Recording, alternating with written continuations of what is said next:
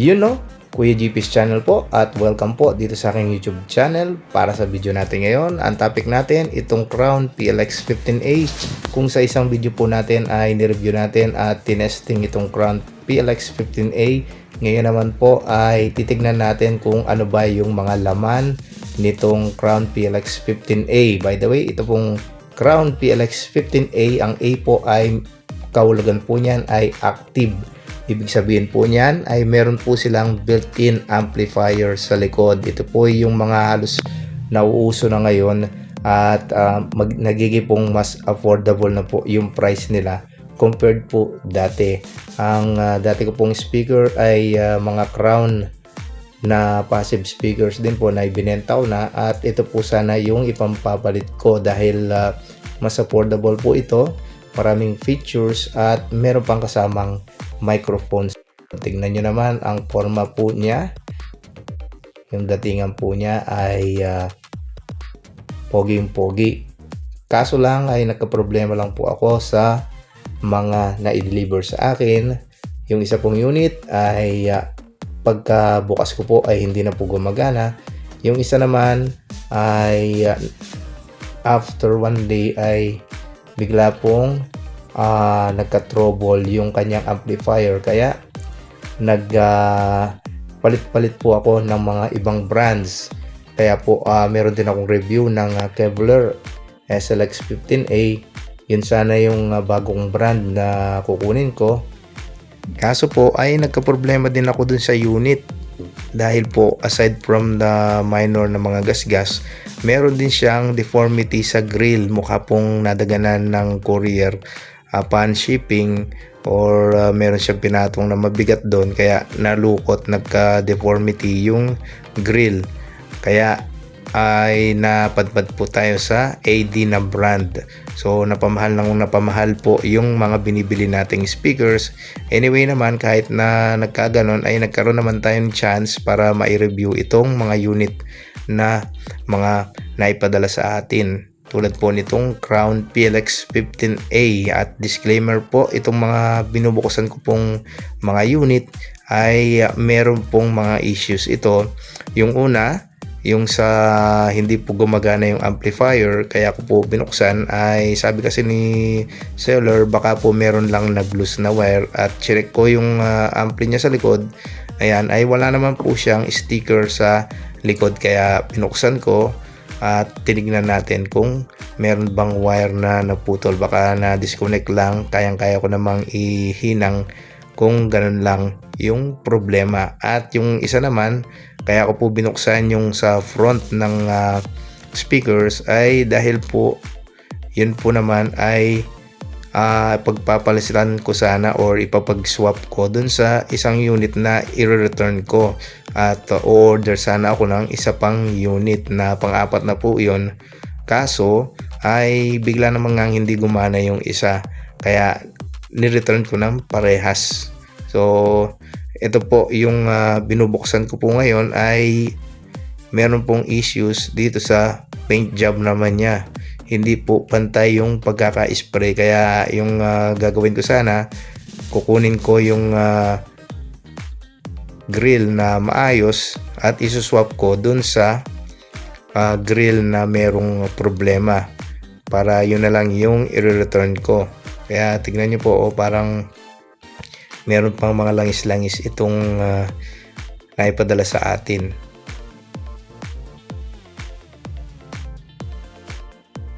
At eto na po, i-reveal na natin kung ano po yung sa front ng ating Crown PLX 15A. At alisin na natin itong grill. At medyo makapit lang yung grill niya. At ayan po yung laman niya. At yung pong grill ay meron pong foam yan sa loob, dust, para hindi po siya madaling mapasukan ng alikabok. Meron na pong foam, ganyan na po yung mga uso ngayon. Meron siyang parang mga manipis na filter para hindi gaano kita yung woofer. At ayan po yung woofer niya, malapad din naman, pati yung dust cap niya. At tinanong ko po yung sa Messenger sa Facebook ng Crown Philippines at tinanong ko po kung ano po yung size ng coil ng woofer. Sabi po nila yung voice coil ng woofer ay 2.5 inches. So medyo maliit po yung size ng voice coil nito compared kay ZLX15A. At yung sa Twitter naman niya ay 1.75. Yun po ay kahawig lang. At dito naman, syempre yung mas mahalaga na parte ay tatalupan naman natin yung sa loob nitong amplifier. Disclaimer po, ito pong unit na binubuksan natin, ito po yung isang unit na naipadala sa natin na upon unboxing at pinower on natin, hindi po siya agad gumagana. Sabi ni seller, baka may nag-loose lang na wire. At tinignan ko sa likod, wala naman siyang sticker. So pwede siyang buksan kung nawalan lang naman yung hinang niya sa power cord or yung sa connection niya sa power cord sa likod, ay kaya ko namang i-repair yun at madali lang naman. Medyo marami siyang screw sa likod at saka yung kagandahan dito, yung back panel niya, meron siyang heatsink.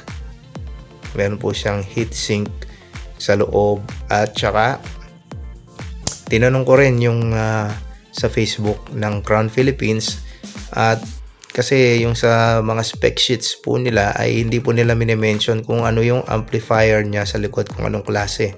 Sabi po nila class D din po itong amplifier niya na laman sa loob, katulad nung sa mga nauuso ngayon sa Kevlar. Kasi sa Kevlar lagi po nilang minimension halos lahat po nung specs nung kanilang mga unit. Di katulad po dito sa kay Crown ay meron po mga specs na hindi po nila mini-mention, pero according po sa kanila class D po yung laman na amplifier nito sa likod. Tignan po natin kung kayo po ay nakapanood na ng mga ibang teardown ng mga speakers tulad ng sa mga ZLX ni Kevlar, ay compare nyo na lang po kung alin yung mas malaki. Pero mamaya sabihin ko po sa inyo kung alin yung mas malaki yung mga components. Pero panoorin nyo rin po yung mga ibang video na binabaklas po nila yung Kevlar ZLX 15D para makompare nyo po ng personal sa inyo. So ito po yung laman niya sa loob. Ayan, check nyo po itong transformer niya, yung kulay dilaw, at saka yung mga capacitors niya. Tignan nyo po, malalaki sila. Malalaki. Pati po yung capacitor, itong transformer, yung mga transistors po niya. Ganyan po, siksik po siya. Ayan.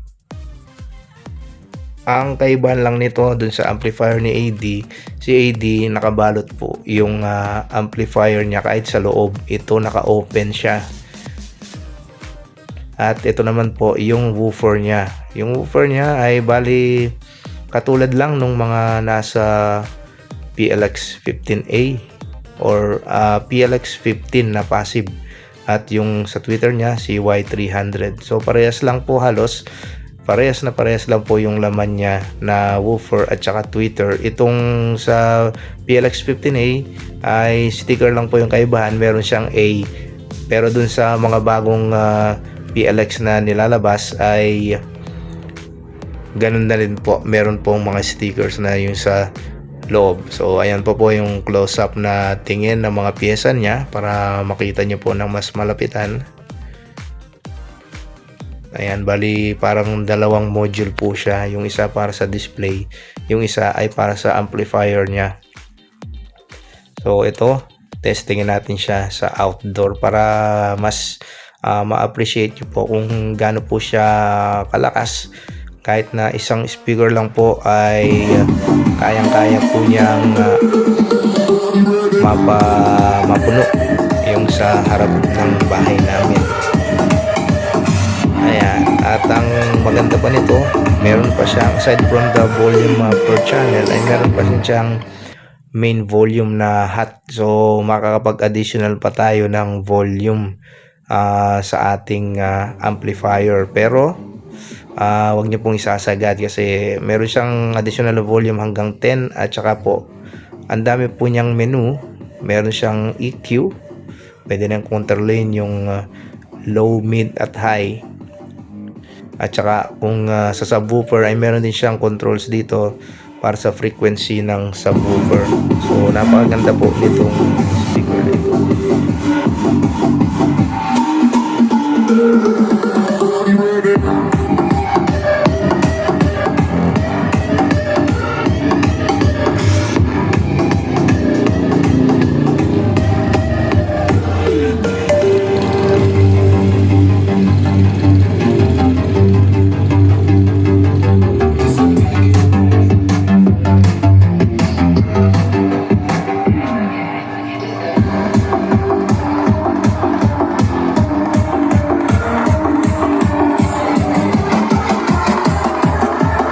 Ayan po, ang lakas po niya. Kahit na isang speaker lang po yan, kayang-kaya po niyang mapuno itong sa harap ng bahay namin. So ito yan, yung main volume, yung pwede pa nating dagdagan up to 10 dB plus ano po yan, para sa submenu, nakiklik po siya, naiikot tapos kiniklik. Ganyan po yung laman din na amplifier, pati sa DSP dyan po yung control.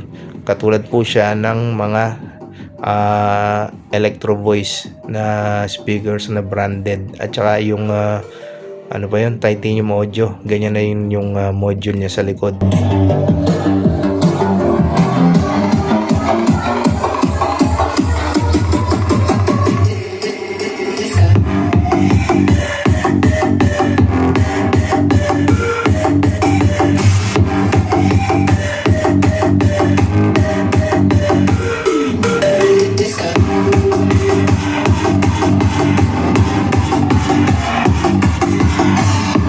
At yan po yung ating teardown at short review nitong Crown PLX 15A.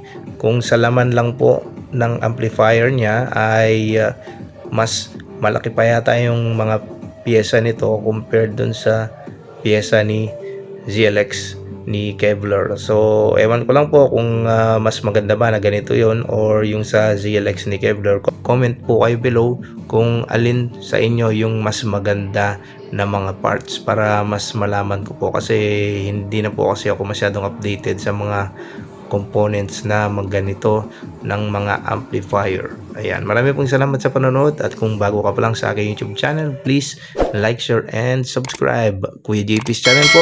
Marami pong salamat. Ingat.